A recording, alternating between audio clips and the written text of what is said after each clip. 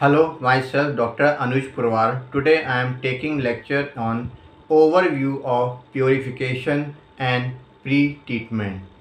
Absolutely pure water is rarely found in nature. Impurities occur in three progressively finer states. This is the suspended state, colloidal states, and in dissolved form. Different methods of treatment are required for their removal or reduction to acceptable limits. In most of the cases, more than one treatment process is needed to achieve the desired change in quality, so that treatment plants usually consist of a chain of processes which operate in sequence. Each process has a particular area of applicability, and it is important that the processes are selected in relation to the nature of the impurities to be removed and the required output quality. It is to be appreciated that most treatment processes do not usually destroy the impurities which they remove from the liquid phase, but simply concentrate them in the form of a sludge or effluent stream. Impurities in water may be classified as floating, small and large suspended solids, which are for example leaves, microorganisms, etc. Colloidal solids like the clay, microorganisms. Dissolved solid, these may be the salts, hardness producing materials, and organic. Dissolved gases, these may be carbon dioxide and hydrogen sulfide. Type of treatment. Treatment process of water can be divided into three main classes governed by their main principle of operation and the prevailing quality characteristics of the water.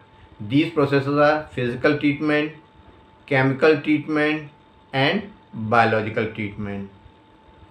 Physical treatment process depends mainly on purely physical characteristics of the impurities to be removed. Characteristics such as size, density, viscosity, solubility are of importance in physical treatment operations. Treatment which are physical in nature includes screening and straining, sedimentation, flocculation, filtration, gas transfer. Chemical treatment processes. These processes depends on the chemical properties of the impurities. Chemical reagents are added to remove the impurities.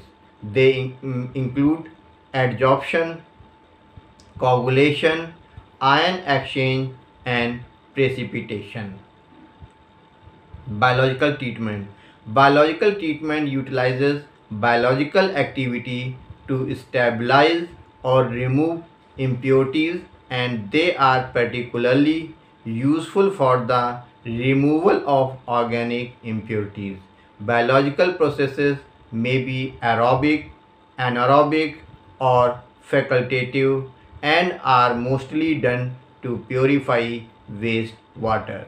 They include dispersed growth system. This is the, for example, activated sludge, oxidation ponds, and second one is a fixed film system. This may be the, for example, biological filters. In practice, there are several processes which combine various modes of operation, although one may predominate. In the filtration of water through a bed of sand, the processes involved include physical straining, sedimentation, chemical and molecular attraction reactions, and some biological activities. Adsorption, which is increasingly employed to remove trace of organics from potable water, is a process which involves both physical and chemical activities.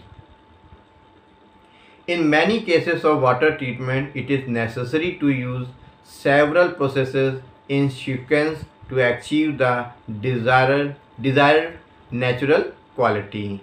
Physical processes like screening and straining often form first stage of the treatment chain, and these are frequently followed by further physical or chemical processes for water treatment. So here the some example of the water treatment processes. So suppose we are taking intake water is a deep groundwater, then erosion is treatment is required, then disinfection, and then water can be good for the used for the supply purposes. Suppose there is a upland reservoir is available, then screening is required, then filtration is required, and then after that disinfection, and then water can go for the distribution system. Suppose there is a lowland river is available, so screening process is required, coagulation is required, sedimentation is required, then filtration and disinfection, and then water output for the supply purpose.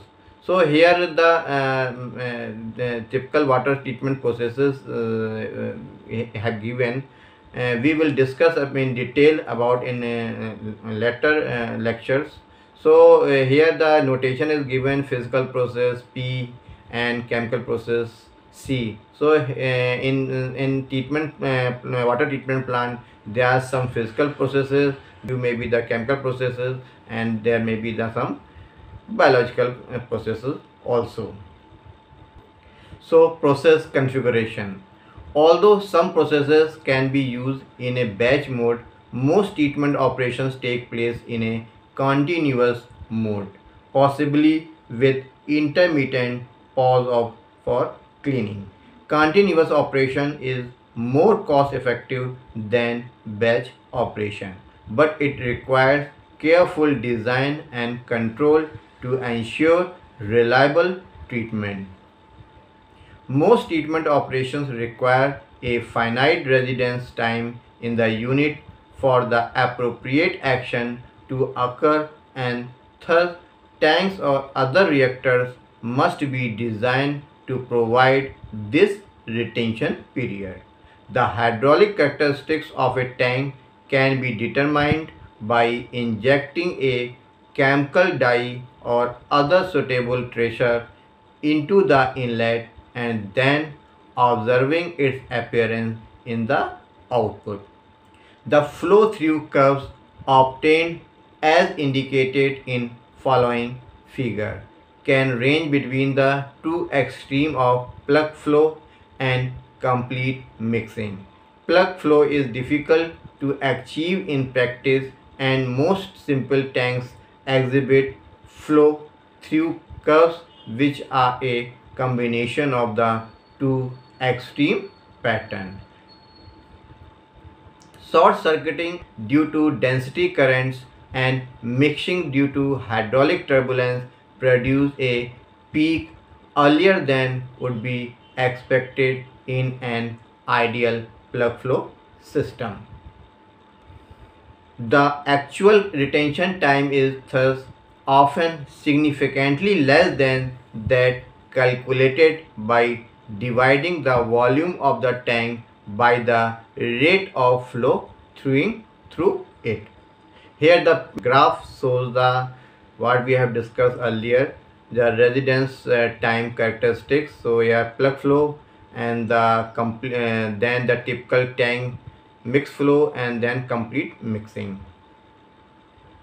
Required treatment. The impurities are removed in order of their sizes, the bigger ones being eliminated first.